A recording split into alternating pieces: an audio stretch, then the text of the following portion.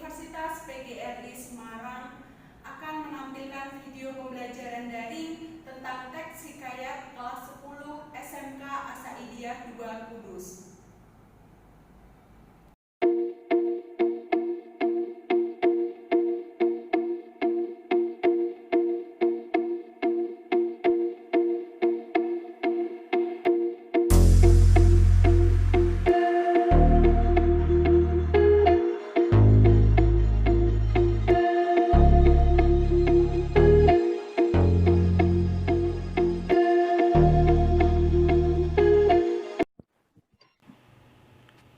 Assalamualaikum warahmatullahi wabarakatuh.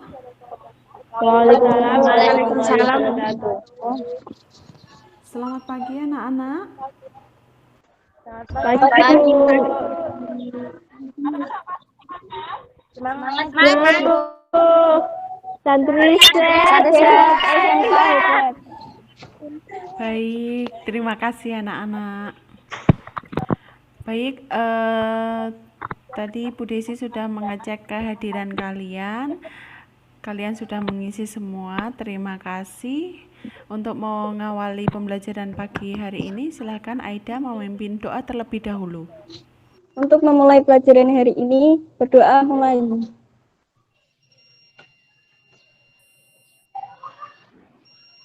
Berdoa selesai. Baik anak-anak, Bu Desi punya kata-kata mutiara, silahkan kalian dengarkan. Bangsa yang hebat adalah bangsa yang tidak melupakan sejarahnya. Artinya apa? Harapannya setelah belajar hari ini tentang teks hikayat, tentunya kalian tidak melupakan sejarah prosa kita, yakni hikayat.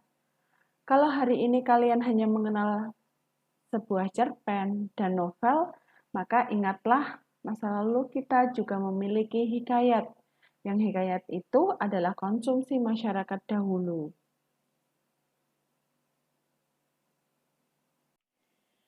Baik anak-anak, kemarin kita sudah belajar tentang teks anekdot.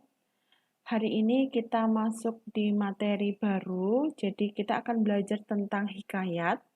Jadi tadi Bu Desi sudah mengirimkan materi baik dari YouTube maupun dari Google Form yang sudah kalian dapatkan dari WA Group. Jadi kita hari ini akan belajar struktur hikayat, kemudian karakteristik hikayat, kemudian nilai-nilai yang terkandung dalam hikayat, dan terakhir cara menyusun atau menceritakan kembali isi dari hikayat.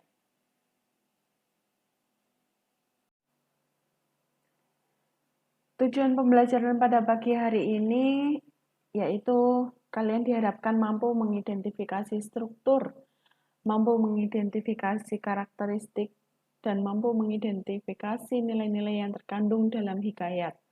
Selain itu, kalian juga diharapkan mampu menyusun kembali isi cerita dari hikayat tersebut dengan memperhatikan struktur dan nilai-nilai hikayat yang telah kalian baca ataupun kalian dengar. Anak-anak, setelah kalian tadi mendapatkan materi dari Bu Desi, baik dari YouTube maupun dari Google Form, Bu Desi ingin tahu sejauh mana pemahaman kalian tentang struktur, karakteristik, dan nilai-nilai dalam hikayat. Jadi ini ada teks hikayat yang berjudul Hikayat Anak Hang Tiuh. Silakan kalian baca terlebih dahulu.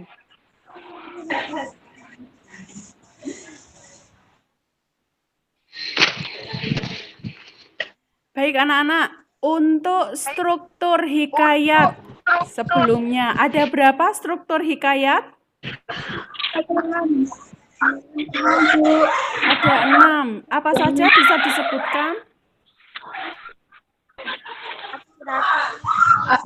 Orientasi, kontribusi, kode.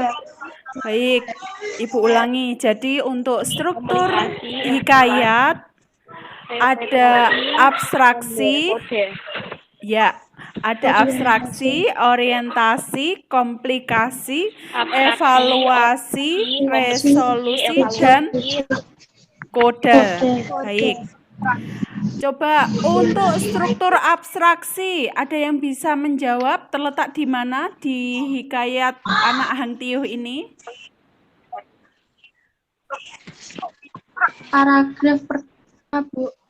Paragraf Yang pertama, kalimatnya?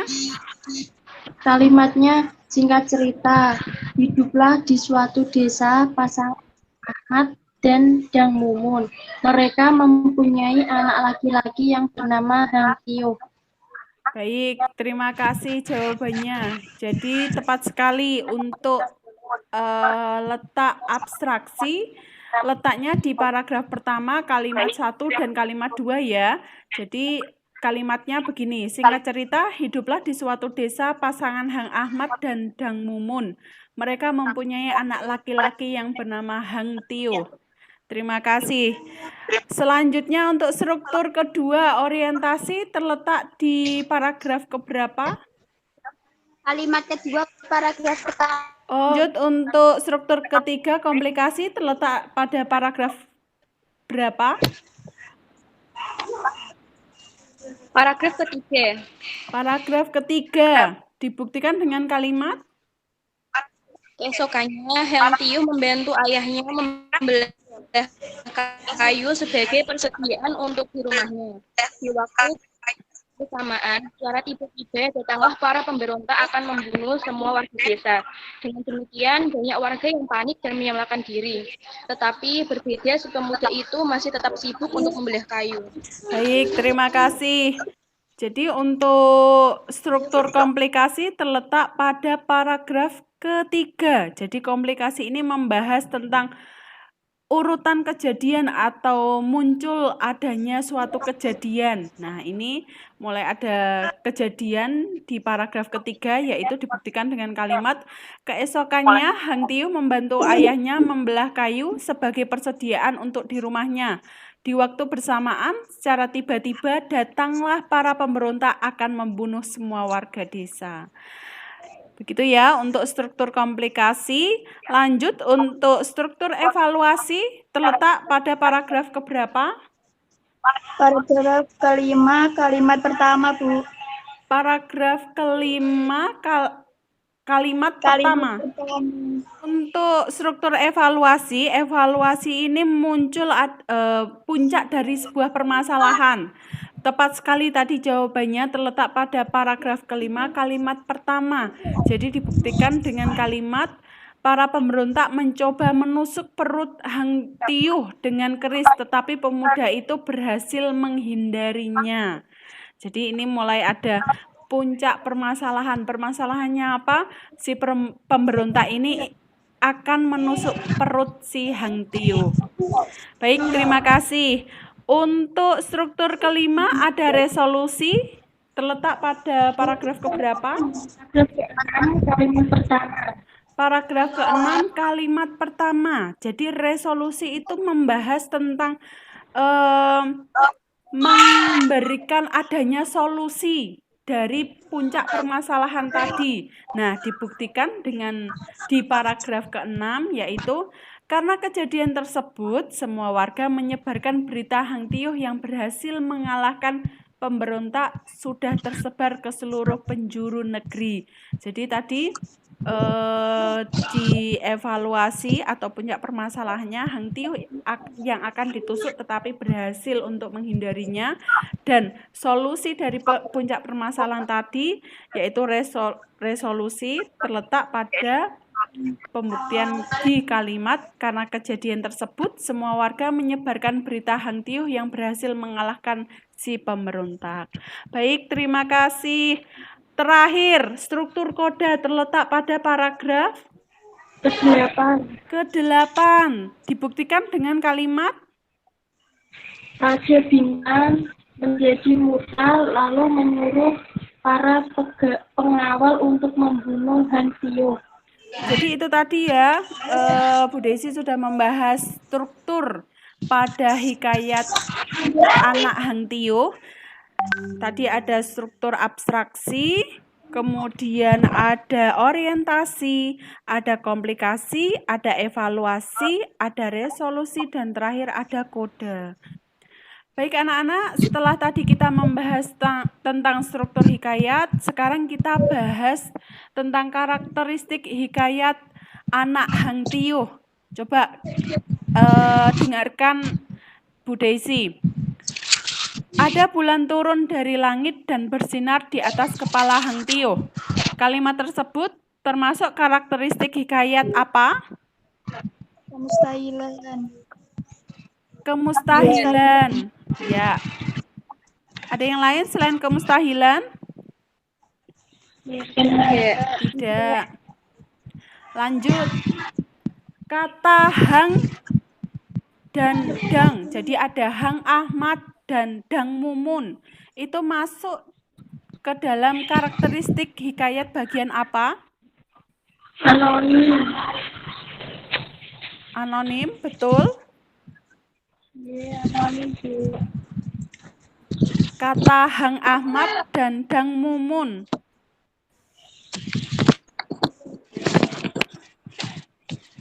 Jawabannya apa? Arkais. Arkais. Jadi yang tadi menjawab anonim masih kurang tepat ya. Jawabannya yang tepat adalah arkais. Jadi arkais itu bahasa yang digunakan sudah lampau pada zaman dahulu. Jadi kata Hang dan Dang itu sebutan atau panggilan pada waktu lampau. Jadi di dalam cerita hikayat banyak yang menggunakan kata-kata yang jadul atau apa bahasa yang digunakan itu sudah lampau. Baik, lanjut.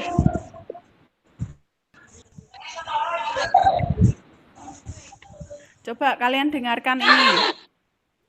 Pemuda itu pun diundang ke istana oleh sang raja. Kalimat tersebut masuk ke dalam karakteristik hikayat bagian apa?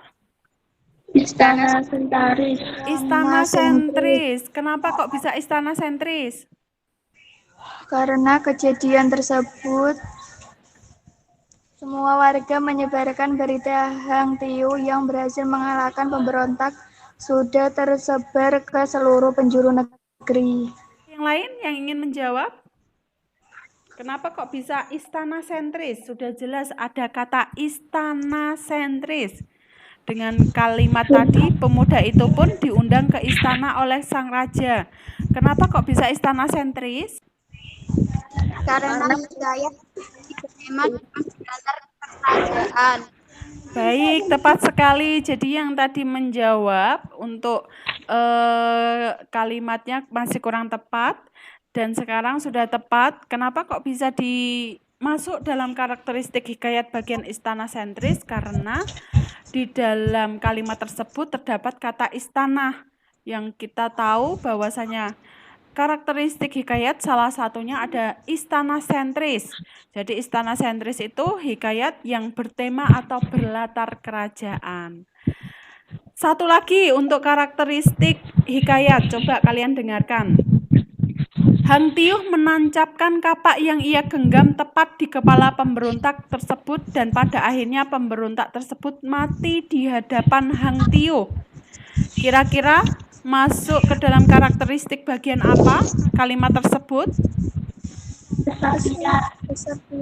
Kesaktian. Kenapa kok bisa kesaktian? Karena di dalam teks tersebut menyebutkan dapat kita temukan kesaktian para tokoh dalam hikayat. Baik, jadi di kalimat tersebut yaitu adanya kesaktian Hang Tiuh yang menancapkan kapak tepat di kepala si pemberontak itu. Begitu ya.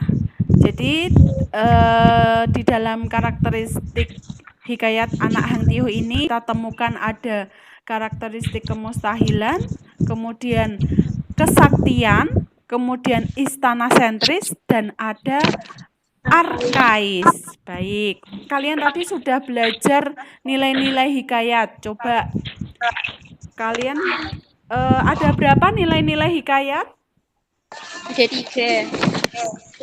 Ada 3. Nilai-nilai hikayat ada berapa? 6. 6. Ada 6. Tadi yang menjawab 3 masih kurang tepat ya. Jadi untuk nilai-nilai hikayat ada berapa? Ada 6. Ada 6. Coba sebutkan.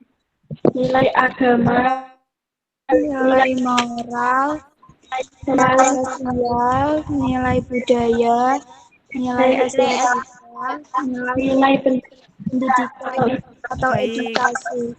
Ya, terima kasih. Jadi nilai-nilai hikayat itu ada 6. Yang pertama ada nilai agama atau religi, ini berhubungan dengan keagamaan. Kemudian yang kedua nilai moral dan berbuat kebaikan. Kemudian nilai sosial ini berhubungan dengan tolong-menolong atau saling membantu. Keempat ada nilai budaya, yaitu berlatar belakang yang biasanya berhubungan dengan adat istiadat. Kemudian kelima ada nilai estetika, ini berhubungan dengan keindahan yang diceritakan di hikayat tersebut. Kemudian keenam ada nilai pendidikan, yaitu nilai edukasi atau ilmu pengetahuan yang akan kita dapat di hikayat.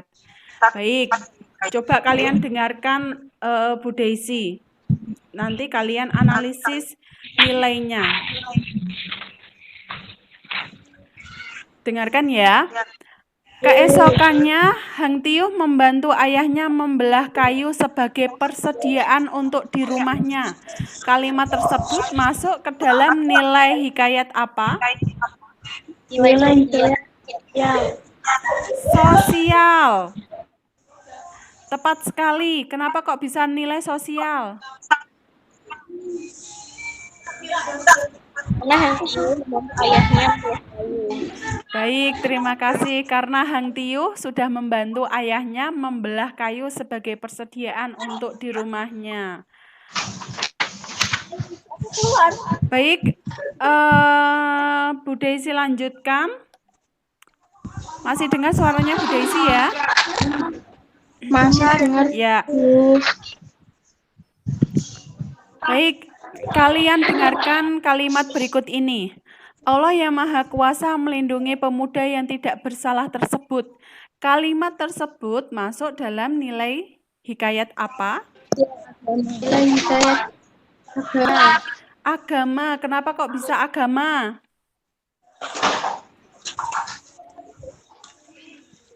Karena mendengar hal tersebut, Raja Bintan menjadi murka, lalu menyuruh para pengawal untuk membunuh Hang Tiuh.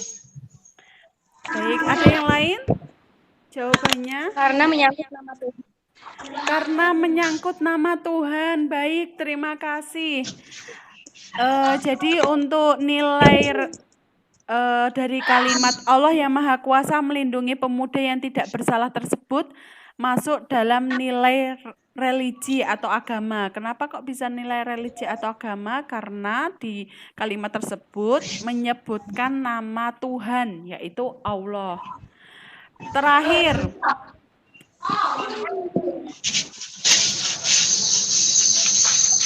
dan karena tidak, akhirnya Hang Tiuh memilih untuk mengasingkan dirinya ke hutan. Kalimat tersebut masuk ke dalam nilai hikayat bagian apa? Hikayat moral. Nilai moral. Kenapa kok moral? Karena dia tidak mau menimbulkan masalah lagi, akhirnya dia memilihkan diri. Baik, terima kasih. Jadi nilai moral itu yang mengajak berbuat baik, tidak ingin membuat permasalahan. Jadi Hang Tiuh ingin mengasingkan dirinya agar tidak menjadi atau menambah permasalahan. Baik, kita sudah belajar karakteristik dan struktur hikayat. Tadi Bu Daisy juga sudah memberikan kalian tugas yang harus kalian kerjakan di LKPD. Silahkan setelah ini kalian presentasikan hasil kalian.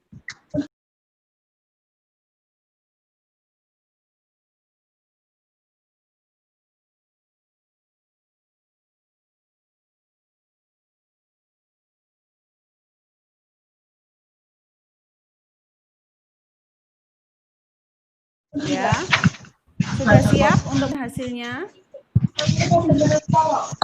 Ya, Bu. Baik, Anak-anak silakan mempresentasikan hasil diskusi kalian. Saya beri kesempatan untuk kelompok 1 terlebih.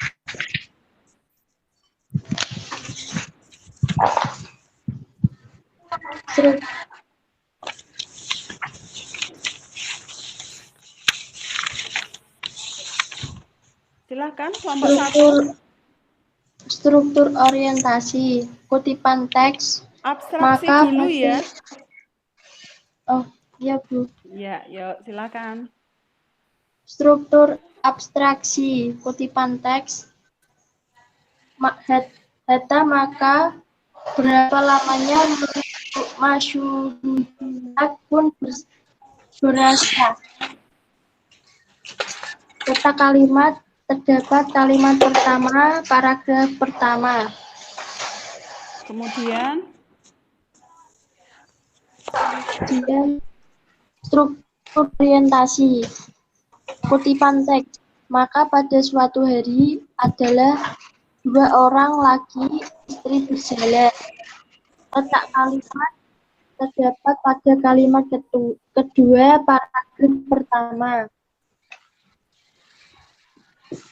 ya, kemudian Struktur komplikasi, kutipan teks, maka ada pula seseorang berdawi di samping. Letak kalimat ketiga. Terus struktur evaluasi, kutipan setelah itu maka disuruh oleh Masyudul Haq panggil berdawi itu. Letak kalimat terdapat pada paragraf 7. baik, terima kasih untuk kelompok 1. Bentar.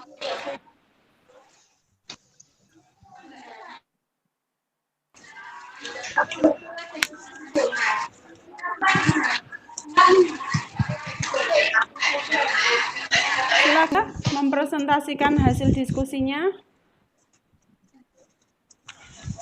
Struktur resolusi, kutipan teks, maka diperjauhkannyalah laki-laki keduanya. Terletak pada paragraf ke-8.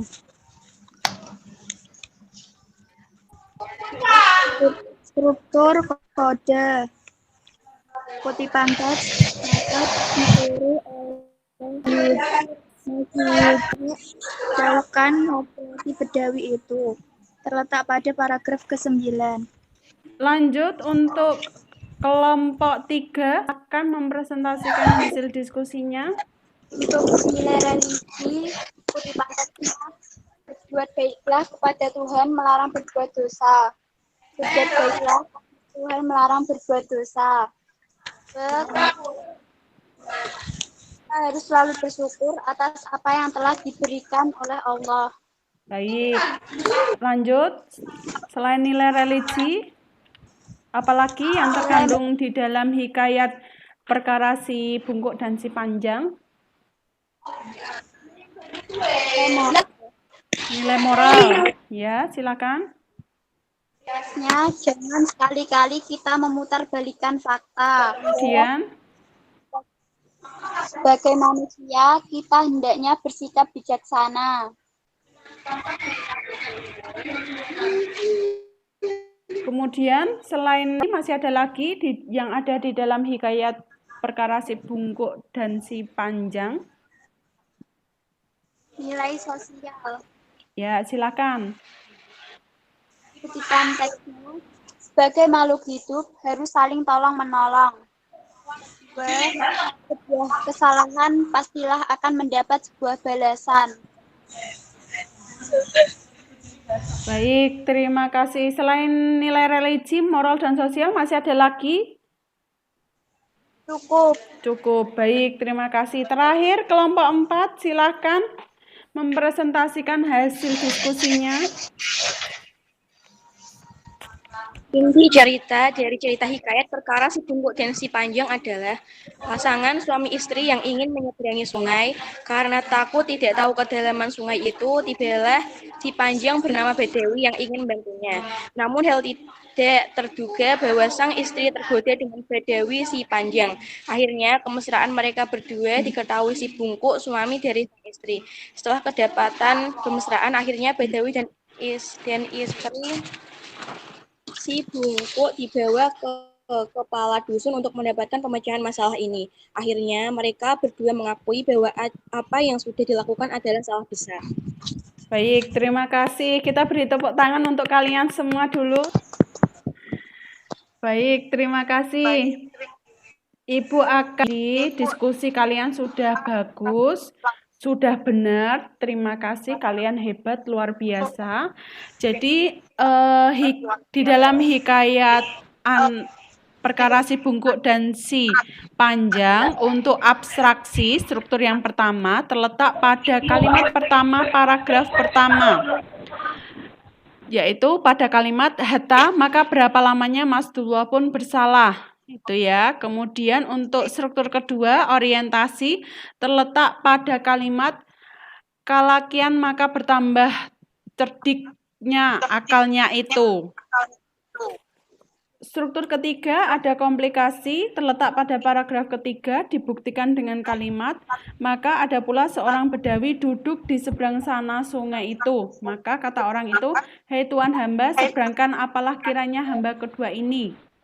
Itu ya. Kemudian untuk struktur keempat ada evaluasi terletak pada paragraf ketujuh dibuktikan dengan kalimat setelah itu maka disuruh oleh Mas Dullah panggil bedawi itu. Maka bedawi itu pun datanglah dengan perempuan itu.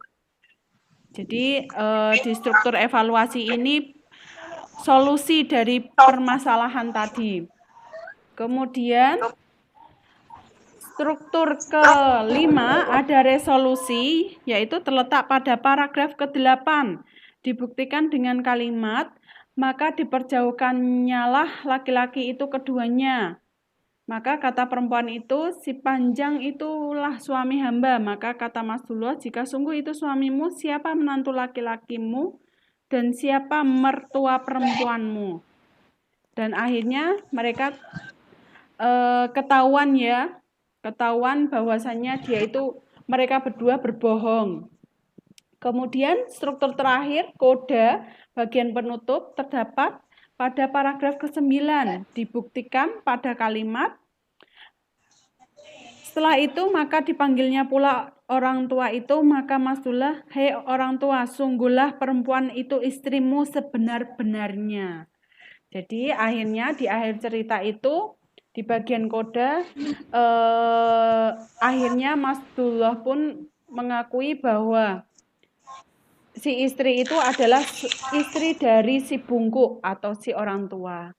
Kemudian untuk nilai-nilai yang terkandung di dalam hikayat perkara si Bungkuk dan si Panjang, tadi ada 3 ya yang disebutkan, ada nilai religi, nilai moral, dan nilai sosial. Nilai religi itu berhubungan yang dengan Tuhan, jadi itu tadi ada berbuat baik dan selalu bersyukur. Kemudian nilai hikayat yang kedua yang kita dapat tadi ada nilai moral. Nilai moral itu berhubungan dengan kebaikan. Jadi untuk selalu berbuat baik. Tadi dibuktikan dengan jangan memutarbalikkan fakta dan bersikap bijaksana. Kemudian nilai hikayat yang kita dapat yang ketiga yaitu nilai sosial. Nilai sosial itu yang saling tolong-menolong atau membantu. Dibuktikan dengan kalimat tadi saling tolong-menolong dan tidak boleh berbohong. Kemudian untuk isi cerita hikayat tadi sudah dijelaskan kelompok 4 bahwasanya terdapat pasangan suami istri yang ingin menyeberangi sungai tetapi sang suami itu takut karena tidak tahu kedalaman dari sungai tersebut. Akhirnya ada seorang yang ingin membantu yang bernama Bedawi, tetapi tidak terduga si istri pun malah tergoda sama Badawi. Akhirnya mereka berdua bermesraan dan ketahuan oleh kepala dusun. Dan akhirnya diselesaikanlah permasalahan itu oleh kepala dusun dan akhirnya mereka mengakui kesalahannya. bahwasanya mereka berdua itu bukan suami istri, dan si istri ini adalah istri dari si Bungku. Baik, terima kasih untuk presentasi hari ini. Sampai di sini ada yang ingin ditanya? Baik anak-anak, setelah ini silakan kalian kerjakan evaluasi tentang hikayat. Berikut linknya, nanti akan Ibu share linknya di WA Group. Silakan dikerjakan dengan baik. Begitu ya? Iya, Bu. Baik anak-anak, Ibu rasa cukup. Silakan untuk mengakhiri pembelajaran pada pagi hari ini. Husnul, silakan pimpin doa. Baik, Bu. Untuk mengakhiri pelajaran kali ini, mari kita berdoa bersama-sama.